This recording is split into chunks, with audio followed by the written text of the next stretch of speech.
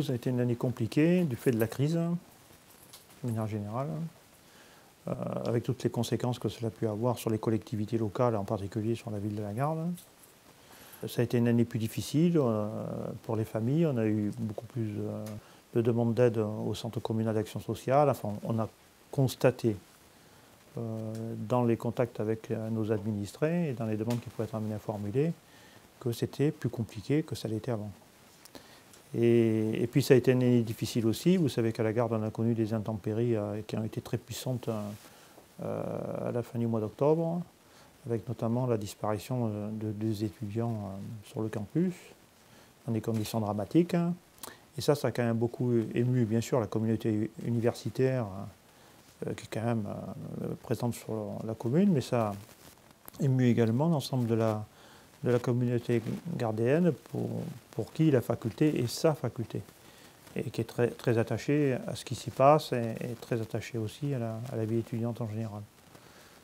Donc une année quand même qui a été plutôt une année un peu sombre.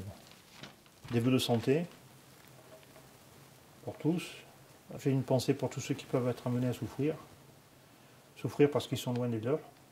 On est dans une agglomération où on a des familles militaires, en particulier des familles de marins.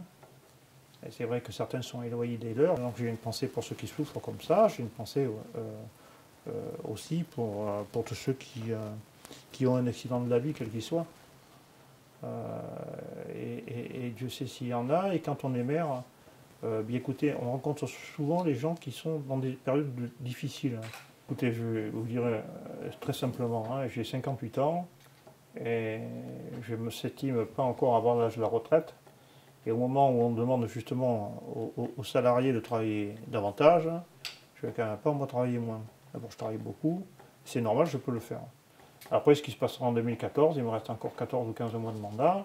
Et puis après, à la fois, il faut que la santé soit là. Voilà.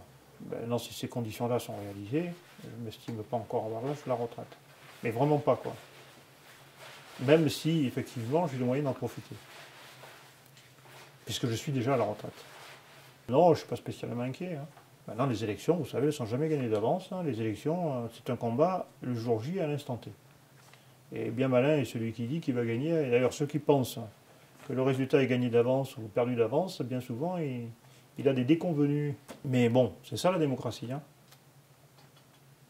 C'est l'urne, c'est l'électeur et le vote à bulletin secret. Voilà. Et c'est de là que sort la légitimité. Et moi, j'ai tout à fait confiance dans l'intelligence des électeurs, surtout sur des élections locales.